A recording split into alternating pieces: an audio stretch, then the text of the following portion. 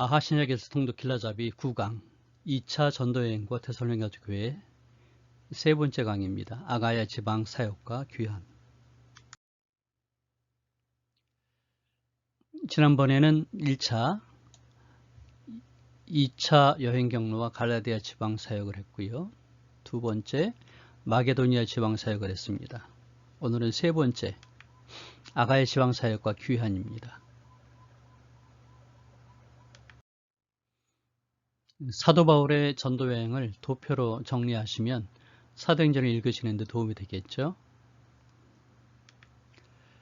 네, 1차 전도 여행 사도행전에서는 석장입니다. 2차도 마찬가지로 석장이고 3차도 석장이고 그리고 4차는 나머지 7장입니다. 기간은 1차는 2년에 걸쳐 진행이 됐는데 이 차수 더하기 1을 하면 되겠죠. 마찬가지로 2차도 2차니까 3년, 3차는 4년, 4차는 5년입니다. 지역은 1차는 갈라디아, 2차는 마게도니아하고 아가야 지방, 그리고 3차는 아시아 지역인데 물론 앞에 있었던 2차 전도 지역을 포함하죠. 4차는 로마 지역입니다. 또 한 가지 중요한 것은 이 각각 전도 여행이 바울 서신과 연계가 된다는 거죠. 1차 전도 여행은 1권입니다. 갈라디아서고요. 2차 전도 여행은 2차니까 2권이죠. 데살로니가 전후서, 3차는 고린도 전후서와 로마서, 4차는 에베소서부터 빌립보서까지 4권, 옥중서신이라고 이야기하죠. 그리고 이제 5차 전도 여행이 남아 있는데 5차 전도 여행은 5권이 아니고 3권이죠. 그래서 디모데 전서, 디도서, 디모데 후서. 그런데 이제 5를 완성하기 위해서는 동시대에 기록되어진 베드로 전서와 후서를 묶으면 5가 됩니다. 이렇게 도표를 머리에 담고 그리고 사도행전을 읽으시면은 아무래도 좀 정리하시기가 쉬우시겠죠. 2차 전도여행의 경로입니다. 수리아 안디옥에서 시작이 돼서 길리기아 다소, 그 다음에 더베, 루스드라, 이고니온, 피시디아 안디옥, 그리고 쭉 가서 드로아, 그다음 사모도라게를 거쳐 네아폴리를 지나서 빌립보, 그 다음에 아볼로니아, 암비볼리, 그리고 이어서 데살로니가, 그리고 베레아, 그리고 아테네, 그리고 고린도. 이제 귀환이죠. 에베소를 들러서 가이사라 빌립보를 거쳐서 예루살렘, 그리고 안디옥으로 돌아오게 됩니다. 다메섹을 들르는 거에 대해서는 뭐 기록이 없으니까요.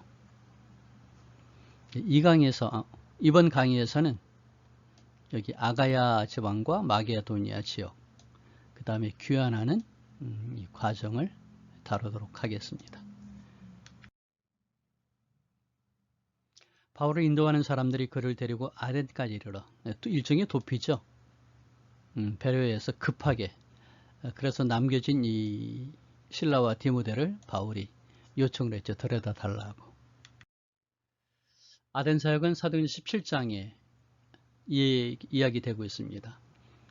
아덴에 손자된 바울이 있고요. 그 다음에 이제 헬레니즘의 본고장이죠. 아덴, 그리고 토론을 하는데 아고라 광장에서, 그리고 아레오바고에서,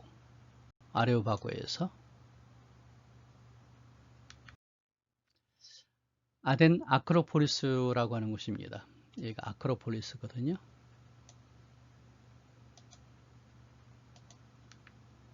파르테논 신전, 아레오바고, 아크로폴리스 위에 보면 파르테논 신전, 에렉티온 신전, 프로필레아, 그 다음에 니키아 신전이 있습니다. 원래 이 도시구가 대부분의 중심지에는 높은 언덕을 갖고 있어요. 왜냐하면 거기가 최고의 보로가 될 수 있게 되겠죠. 여기를 이제 폴리스라고 그러거든요. 근데 시간이 지나면서 그 언덕 밑에 있는 지역까지 폴리스가 되어버렸어요. 그래서 하나의 도시를 얘기하게 되잖아요. 그러니까 원래 폴리스였던 이 작은 언덕, 여기에다 아크로를 넣어가지고 아크로폴리스라고 부르게 된 겁니다. 여기는 이제 수비하기 좋도록 성벽을 쌓았고요. 그 다음에 방어하기 좋은 곳으로 선택이 되죠. 그 다음에 신전을 세웁니다. 마지막 보루죠, 신전이. 신앙과 생활의 중심지가 되는 곳이니까요. 보통 아크로폴리스 그러면 아테네 아크로폴리스를 지칭하게 되죠. 동서로 270, 남북으로 150m.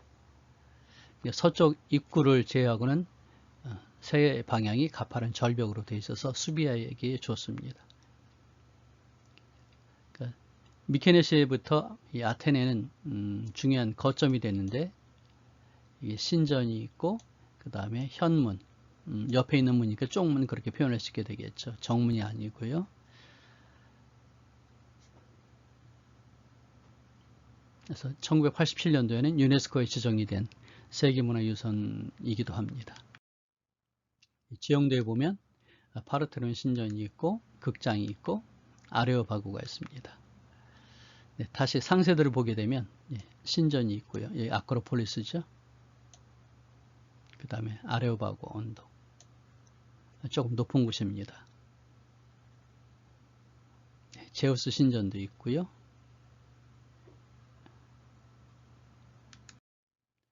파르테논 신전은 너무나 유명하죠. 불가사의라고 얘기하기도 하지만 자, 바울이 이제 아데네 갔습니다. 근데 격분했어요. 왜? 우상이 가득해서. 그러니까 우상을 섬기는 그들이 미워서가 아니라 우상에 빠져서 헤매는 죄악 가운데 있는 그들의 그 안타까움 때문에 사도 바울이 격분한 것이죠. 그래서 토론을 하게 됩니다. 에피쿠로스, 스토아학파와 더불어서 장소는 아레오바구입니다. 여기가 이제 아레오바구인데, 아레오바구는 아크로폴리스 북서쪽에 있는 곳인데 원래는 아레이오스 파고스라는 이름이죠. 이게 아레스의 언덕인데, 아레스 누구죠? 그리스 신화에서 전쟁의 신 아레스가 자신의 딸 알키페를 겁탈한 할리로티오스를 포세돈의 아들인데 죽입니다. 사람을 죽이니까 사형이죠. 재판에서 무죄가 됩니다. 그리고 이 재판을 했던 곳을 아레스 언덕, 아레오바고라고 하는 것이죠. 이게 이제 BC 5세기에는 종교나 정치 지도자들이 모여서 회의를 하던 곳이었는데 로마 시대 와서는 문화, 교육, 종교에 대한 토론을 주로 하는 곳이 되어버렸습니다. 자, 에피쿠로스와 스토를 잠깐 우리가 살펴볼까요? 주창자는 에피쿠로스, 스토학파는 제논입니다. 명칭은 주창자 이름에서 땄죠.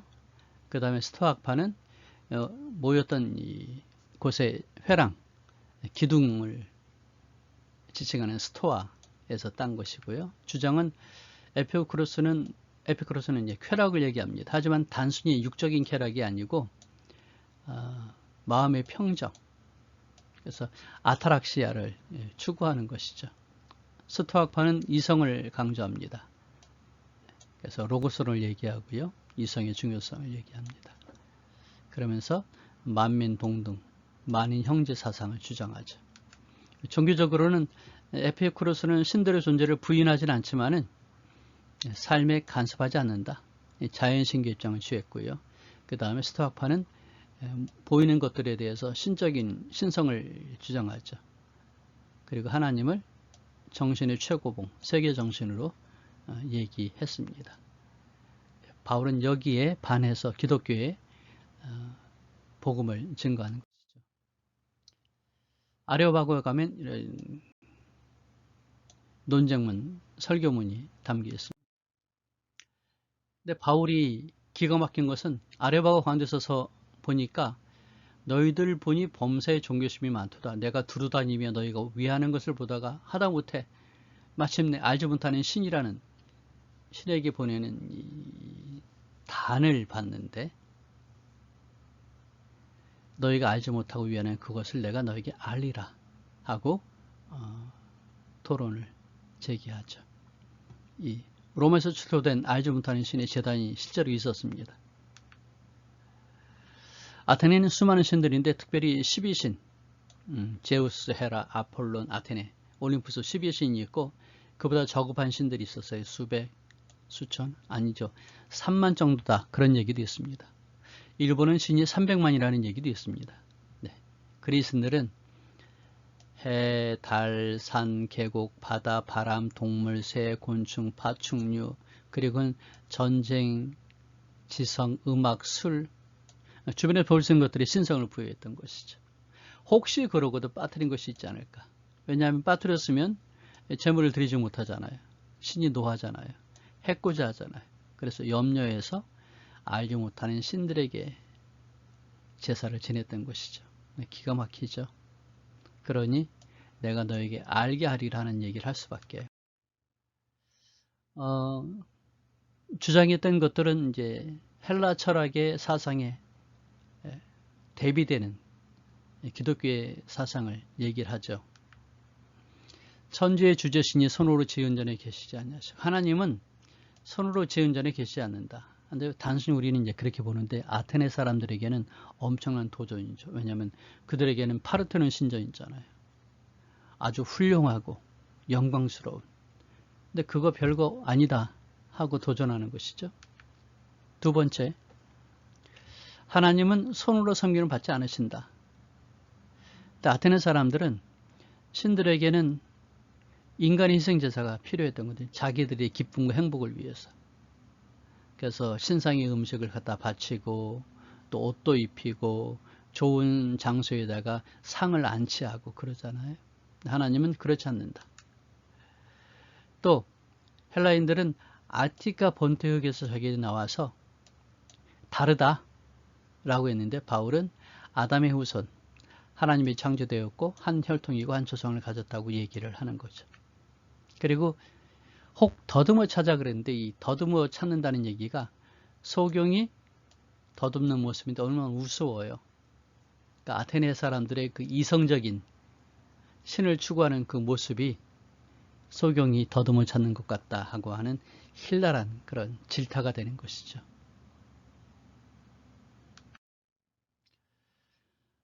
사도 바울이 얘기했던 것 중에 28절과 29절은 또 좀 특징이 있습니다. 너희 시인 중에 어떤 사람들이 말을 하는데 우리가 그의 소생이라고 한다. 이건 아주 중요한 소통의 기술이 되고 전도의 전략이 될 수 있죠. 여기서 말하는 시인은 누구냐면 에피메니데스였습니다. 그의 시에 보면은 우리는 살며 기동하며, 그러니까 사도 바울의 그 지식의 정도를 알 수 있겠고 그 다음에 토론의 기술을 볼 수 있는 것이죠. 29절도 마찬가지입니다. 소생이 되었은즉 그랬는데 이것은 바로 아라투스라는 시인이 쓴 시에서 우리는 그의 소생이라 하는 말을 인용을 하고 있습니다. 그 인용 가운데서 바로 기독교의 진리를 대입해서 설득하니까 정말 설득의 대가죠. 자, 바울의 설교와 헬라 사람들의 생각을 대비해 볼까요? 하나님은 한 분이시다. 근데 범신론을 얘기하죠. 하나님이 창조하셨다. 근데 원자들의 우연한 집합이다. 하나님은 창조자가 아니고 신은 인류는 한 조상이다. 하나님이 창조하셨다. 근데 아티카 본토의 흙에서 생겨나서 다른 사람들과는 다르다. 아덴 사람들은. 하나님은 인류의 모든 삶을 섭리하신다. 관여하지 않는다. 천지의 주인이 되신다. 아니다. 희생 제사를 통해서 마음대로 할 수 있다. 그리고 사람의 손으로 만든 신을 만질 수도 있다. 라고 생각을 하죠. 그렇게 이제 증거하니까 디오누시오, 다마리 그리고 다른 사람들이 이제 복음을 받아들입니다. 또 어때요? 바울이 보기에는 고린도전서 얘기하죠. 유대인한테는 그리스도가 거리끼는 것이다. 왜냐하면 나무에 달려 죽어서 저주받았다고 하죠. 이방인들에게는 미련한 것이다. 지적이지 않다는 것이죠. 하지만 부르심을 받은 이들에게는 하나님의 능력이며 지혜다 하고 아주 강하게 주장을 합니다. 예, 디오누시오를 기념하는 교회입니다. 자, 그리고 바울이 이제 아덴을 떠나서 고린도에 가게 됩니다. 사모드라게, 네아폴리, 빌립보, 암비볼리, 아비볼리아, 그리고 테살로니가, 베레아, 그리고 이게 마게도니아 지방이죠. 지난 시간에 공부했던 내용이고요. 그리고 아덴에 와서, 여기가 바로 아가야 지방입니다. 오늘 공부하는 내용이죠. 고린도. 아가야 지방에서는 아덴과 고린도를 기억하면 됩니다. 자, 고린도 사역은 18장에 나와 있습니다. 그런데 뭐라고 그러죠? 그 상황을 고린도 전서에서 나중에 얘기합니다. 내가 너희 가운데 있을 때 약하고 두려워하고 심히 떨었다. 교회 지도자인데, 그리고 1년 6개월 이상을 사역을 했던 곳이거든요. 바울이 얼마나 힘들었을까 생각을 해볼 수 있습니다. 이 마음을 가지고 사도행전 18장을 읽으셔야 되거든요. 자, 낭패감을 느끼면서 고린도로 갔습니다. 왜요? 아덴에서 어려움을 겪었잖아요. 그리고 계획이 없던 18개월을 체류하게 됩니다. 이 고린도는 교차로 있습니다. 사치와 성적 분란의 대명사입니다. 고린도가. 거기에 아프로디테의 신전이 있죠. 여기에서 아골로와 브리스길라를 만나고요. 그리고 고소를 당합니다. 그때 갈리오 총독이 대단한 결정을 하죠. 자, 이것을 조금 구체적으로 다뤄보도록 하겠습니다. 자, 고린도입니다. 아덴에서 78km 떨어진 곳인데 고린도. 보시면 고린도는 이전부터 유명했었어요. BC 8세기 절정에 달했던 것이죠. 그러다가 이제 BC 146년에 로마 장군 무미우스한테 정복을 당하죠. 그리고 노예로 팔려갑니다. 나락이 떨어지지만 다시 이 시저가 재건을 하죠. 로마의 식민지를 삼고, 그리고 아가야 행정구역의 수도가 되게 합니다. 그 전까지는 아테네가 제1도시였었는데 이후로는 고린도가 제1도시가 되는 것이죠. 여기서는 이탈리아 출신의 자유민, 로마의 태역군인, 그 다음에 상인, 정부관리, 상류층이 많이 모였습니다. 왜요? 돈이 몰려 있으니까. 육상과 해상 무역로가 집중되어 있었어요. 그러니까 유리한 위치에서 부를 축적할 수 있었죠. 그러다 보니까 호사스럽게 생활합니다. 그러다 보니까 윤리적, 도덕적으로 타락을 하게 되죠.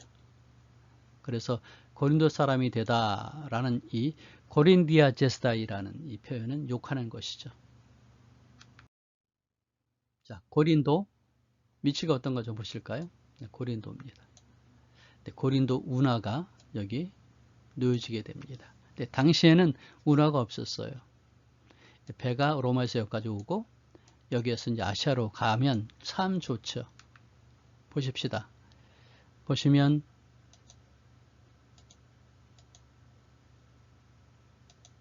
로마에서 아시아 지방을 가려면 항로가, 기본 항로가 이렇게 되는 거죠. 좀 멀고, 그 다음에 바다가 깊으니까 항해가 어려워요. 배가 파손되기도 하고. 그랬는데 고린도를 지나가게 되면 거리도 짧고 항해도 쉽습니다. 그러니까 상선들이 이 길을 선호하게 되는 거죠. 문제는 이 지역을 어떻게 갈 수가 없어요. 운하가 없으니까. 내려가 시작했다가 실패했거든요. 그래는 바로 이 길이 배가 다니는 길입니다. 육지인데. 이름이 디올 코스라고 하는 곳인데, 작은 배가 이쪽 항구에 정박하게 되면 이제 통나무들을 바퀴처럼 이렇게 밑에 깔고, 그리고 배가 그 위로 옮겨지게 됩니다. 이거는 옛날에 피라미드나 이렇게 큰 석조 조형물을 만들 때 무지무지 큰 돌이잖아요. 인간이 들 수가 없으니까. 그때 썼던 방법과 동일한 겁니다. 그래서 배가 이 통나무 바퀴 위를 지나가면서 뒤에 있던 것들을 앞으로 갖다 놓으면, 왜냐면 이건 다 노예들이 있었는데 당시 노예들은 무금 노동자였잖아요. 웬만하면 보통 그 도시의 70%가 노예였다고 합니다. 그러니까 인력이 풍부하니까 일이 가능했죠. 근데 큰 배가 이렇게 정박하게 되면, 그러면 이제 마차에다가 짐을 싣고 옮겨 싣고, 그리고 맞은편 바다에서 또 다른 배에다가 물건을 싣게 됩니다.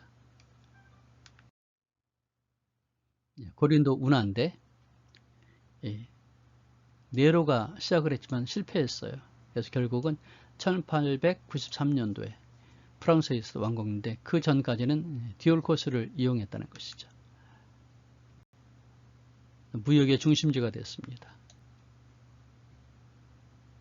그래서 굉장한 번영을 누리게 됐는데 이때 이제 사치, 성적 문란이 고린도의 대명사가 됐는데 이때 특별히 아프로디테 여신을 섬기는 이 신앙이 이것을 부추겼다는 것입니다.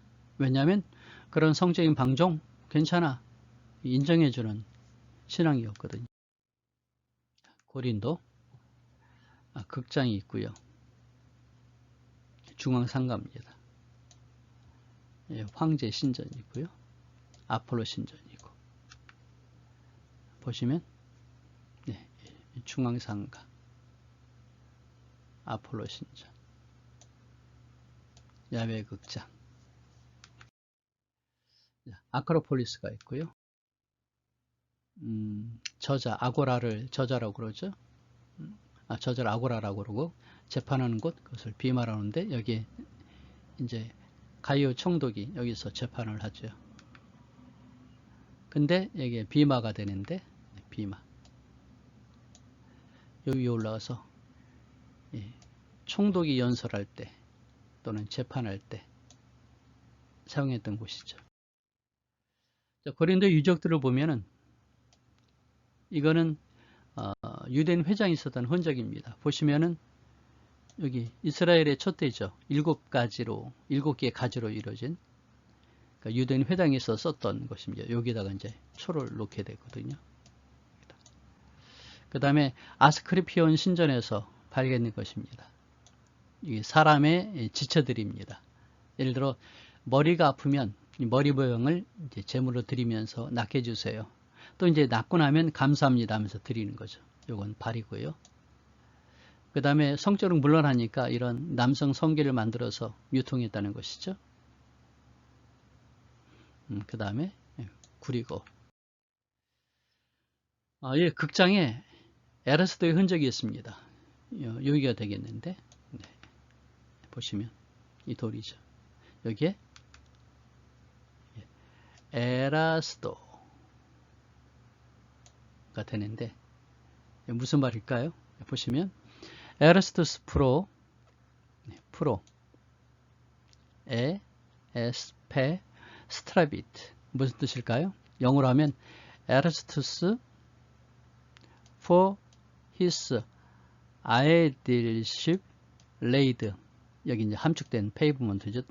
포장도로 at his own expense 그러니까 자비로 도로를 깐 조영관 에라스도 말합니다. 조영관 그러니까 조영관은 재무 담당했던 관리가 되는데 관리이면서도 여기 의회 의원이기도 했고 그 다음에 개인적인 재산이 꽤 있었던 것 같아요. 그랬는데 예수님을 영접을 했죠. 고린도 교회입니다. 원래는 유적은 돌교동 3개만 남아있는데 성모 마리아 교회가 세워진 것이죠. 종탑이 있는데 이게 33m입니다. 예수님의 생애를 얘기하고요. 그 다음에 벽면에 역대 교육자의 명단이 있는데 1대는 바울, 2대는 아볼로. 아포로디테는 12신 중에 하나입니다. 그러니까 아름다움. 근데 아름다움은 성적인 겁니다. 사랑뿐만 아니라 욕망을 상징하는 또는 관장하는 여신이죠. 자, 아름다움은 다 용인되죠. 사람들, 인간 사회에서는. 근데 이것이 성적인 타락을 가져오게 됩니다.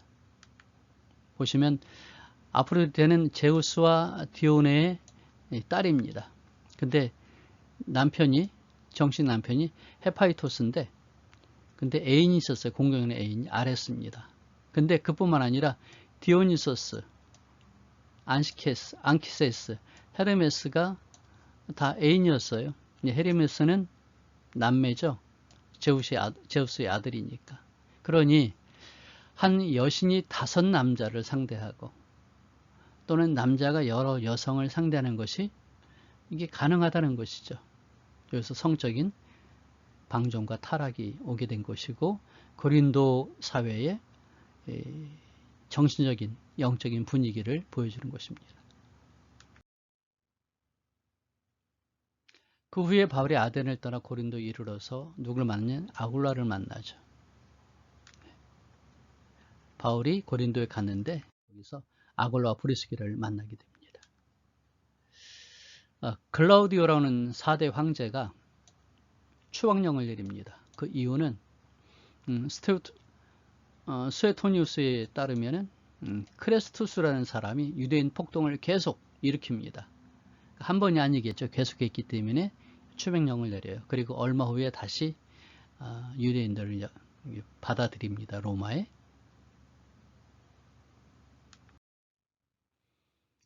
아굴라가 갖고 있는 그 업을 장막을 만드는 것인데 바울과 함께 하죠. 이게 아굴라겠죠.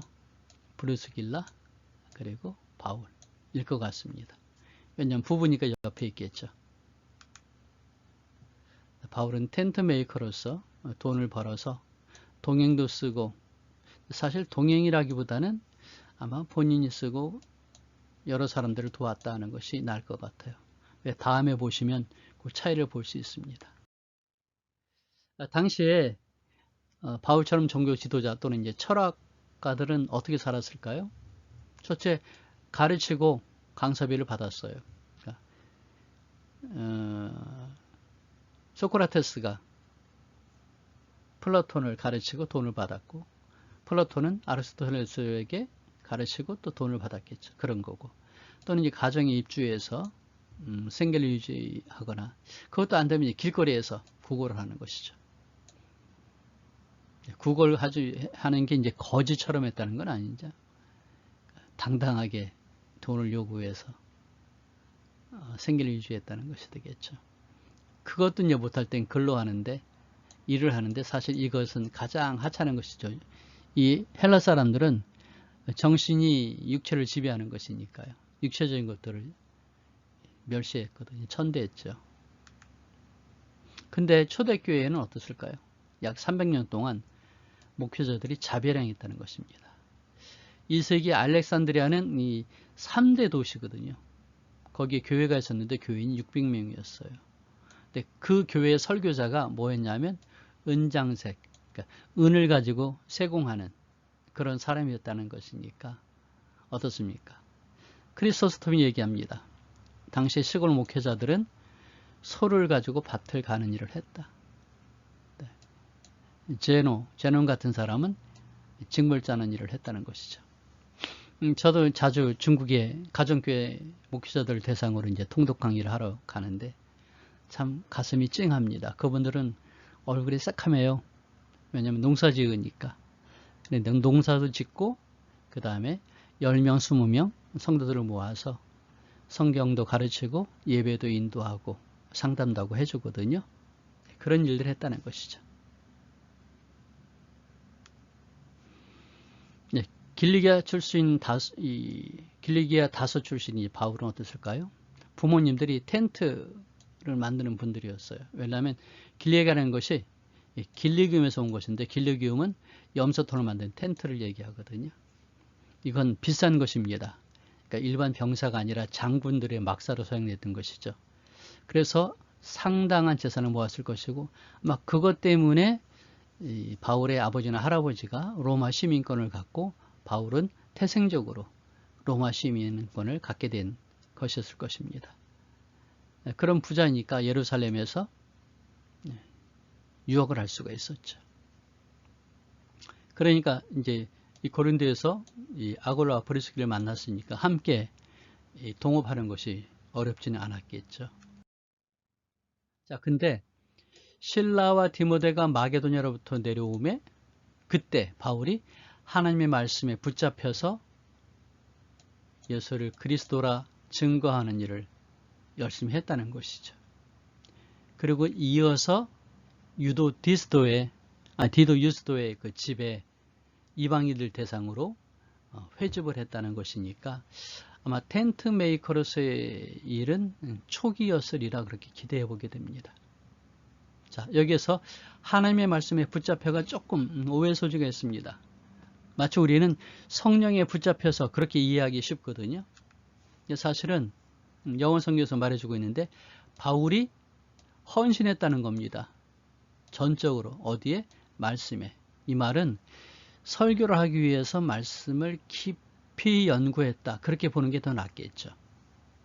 그리고 이어서 예수는 그리스도라 증거하는 일을 했는데 여기 증거했다는 말이 이제 붙잡혔다고 하는 이 말이 계속적인 의미를 갖습니다. 그래서 고린도에 머무는 동안 1년 반 동안 말씀을 깊이 연구한 바울을 볼 수 있습니다. 거기에서 사도 바울의 바울 신학이 태동을 한 것이고 바울 서신이 기록될 수 있었던 것이죠. 자, 유대인들이 비방하니까 바울이 이방인에게 가겠다 하고 디도 유스도라는 사람의 집에 가서 거기서 이제 교회를 시작을 합니다. 그때 또 하나님은 디도 유스도를 준비하셨을 뿐만 아니라 환상 가운데 예수님이 나타나셔서 위로와 격려를 해주시죠. 여기 디도 유스도는 로마 시민권을 가진 사람일 거예요. 이름 자체가 로마식이니까. 그래서 디도는 두 번째 이름이고 세 번째 이름이 유스도다. 그리고 첫 번째 이름은 가이오였을 것이다 얘기를 합니다. 왜냐하면 고린도전서에 고린도 전도 초기에 세례를 준 사람이 가이오거든요. 가이오 집에서 회접을 했다는 건 아주 자연스럽죠. 그래서 가이오, 디도, 유스도 그렇게 이름을 얘기할 수 있습니다. 마가 요한도 마찬가지죠. 마르쿠스, 마가, 요한, 뭉툭손 이름이 세 개가 되거든요. 바울도 마찬가지고요. 환상이라고 얘기를 하죠. 바울은 환상을 여러 차례 보았습니다. 그래서 예수님을 만나죠. 다메섹에서 그 다음에 드로아에서 그 이후에도 배가 파손되기 전에도 그렇고요. 이 환상 가운데서 예수님을 만난 때 큰 힘과 위로를 받게 됩니다. 우리도 이 바울처럼 믿음의 생활을 했으면 좋겠습니다. 직진하는 신앙생활하고 어려울 때 또 주님이 주시는 힘과 위로로 소명을 다 감당하는 것 참 멋있지 않습니까? 갈리오가 아가에 총독되었을 때 그랬는데 이게 갈리오거든요. 갈리오죠. 아버지입니다. 세네카 그리고 형님 세네카 우리가 아는 세네카거든요. 자 보시면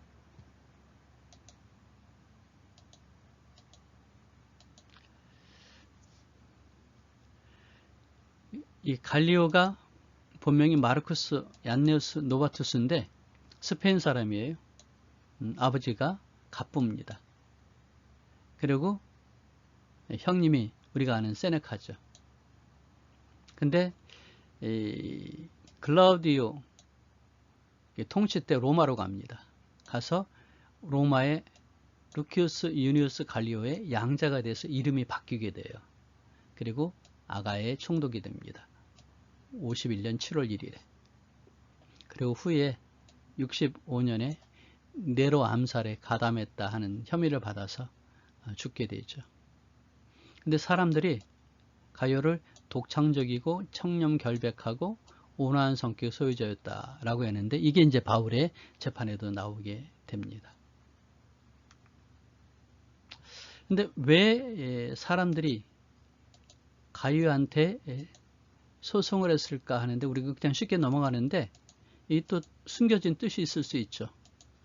왜냐하면 갈리오가 아가야 총독에 부임하기 전 이때 고린도에서 선교 사역을 바울이 이제 진행을 했는데 근데 유대인들이 불만이 많았던 것이죠.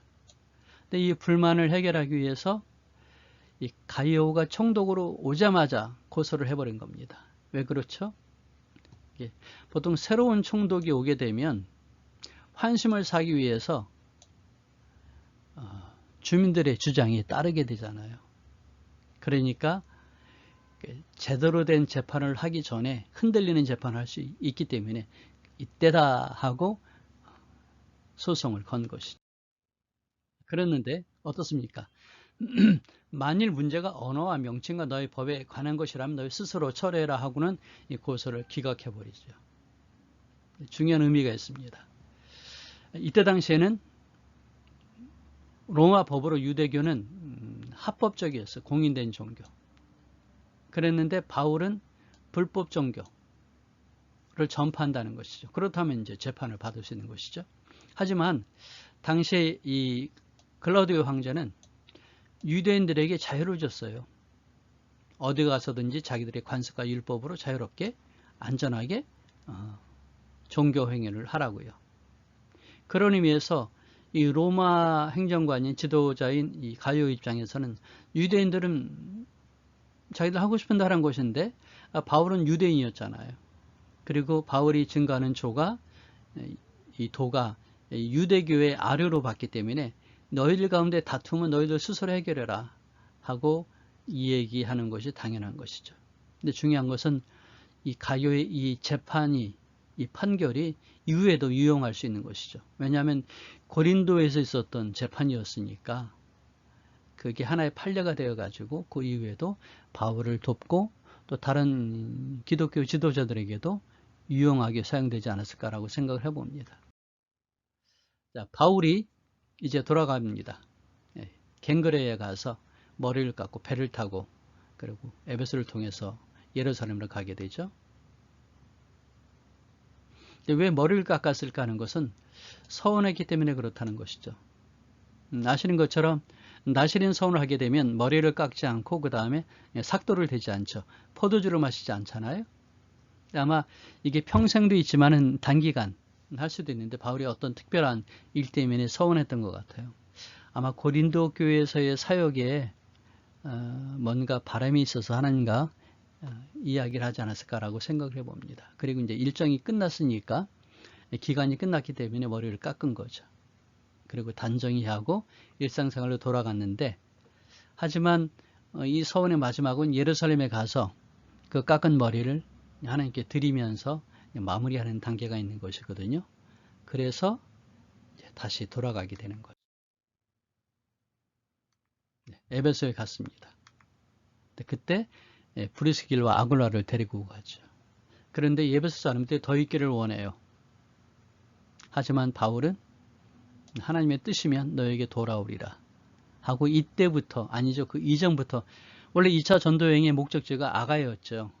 그런데 예수님과 성령께서 허락지 아니하여서 마가도냐로 먼저 갔거든요. 그러니까 그 이전부터 그리고 이제 지금부터 본격적으로 3차 전도여행의 목적지로 이 아시아 에베소를 마음에 두었던 바울을 생각해 볼 수 있습니다. 그러니까 3차 전도여행 읽으실 때 우리가 이 바울의 마음을 기억하면 좋겠습니다. 왜 예루살렘에 가고자 했을까? 이유가 있는데 하나는 신약 성경의 사본, 서방 사본과 비잔틴 사본에는 내가 반드시 예루살렘에서 다가오는 절기를 지켜야 한다는 그 표현이 있다는 것이죠. 또는 바울이 이제 전도여행을 하면은 그 성과를 보고하기 위해서 예루살렘에 가거든요.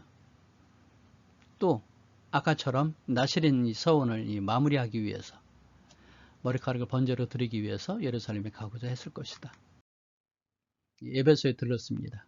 에베소 얘기는 우리 다음 시간에 또 한번 자세히 다루도록 하겠습니다. 에베소 요한의 문이라고 하는데 마가 요한 가이사랴에 상륙하여 올라가 교회의 안부를 물은 후에 안디옥으로 내려가서 요걸 가지고 우리가 이제 행로를 볼 수 있는데 가이사랴에 들렸다. 그 다음에 예루살렘에 들렀다. 그리고 안디옥에 왔다. 그게 여기에서 나와야 돼요. 어떻게 가능하죠? 자, 가이사랴는 예루살렘에서 104km 떨어진 항구 도시입니다. 근데 이게 올라가다 하는 이 표현은 예루살렘의 중심으로 올라가고 내려갔다는 것을 뜻하는 겁니다. 그 다음에 두 번째, 교회가 나오죠? 올라가 교회 안부를 물은 후. 이 말은 고린도 교회 안부가 아니고 예루살렘 교회 안부라는 것이죠. 그리고 역시 이어서 고린도 교회의 선교 사역도 보고했다는 것입니다. 그러니까 교회는 예루살렘 교회를 얘기한다. 원래 바울이 예루살렘 교회를 5번 방문했습니다. 뿐만 아니라 전도여행 때마다 예루살렘에 갔어요. 물론 1차 전도여행에 15장 4절에 보면은 바울이 가는 것은 그 전도여행이 마치고 바로 예루살렘 간 게 아니라 다메섹이 아니죠. 수리 안디옥에 갔다가 곧 이어서 예루살렘에 가서 그 이방 선교의 이야기를 사도들과 함께 나누는, 그래서 예루살렘 공의회가 있어지잖아요. 네, 그런 의미에서 매번 갔다라고 우리가 볼 수 있겠죠. 자, 오늘 강의는 여기까지 하고요.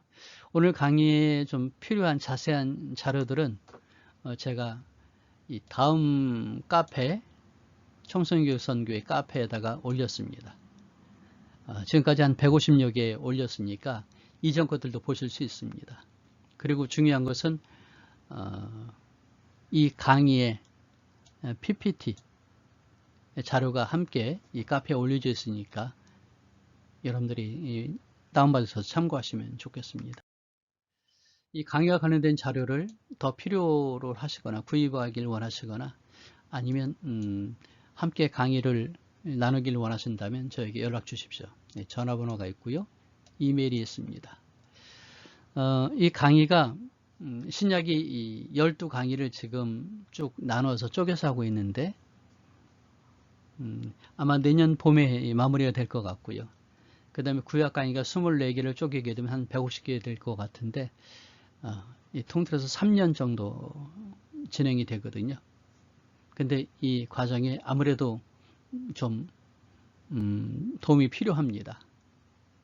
사도 바울이 빌립보 교회의 후원을 받았던 것처럼 우리 선교의 이 사역을 함께 하기를 원하신다면 이 후원 계좌를 활용하셔서 도움을 주시면 제가 더 힘을 더 내서 이 사역을 잘 마무리할 수 있으리라 생각해 봅니다.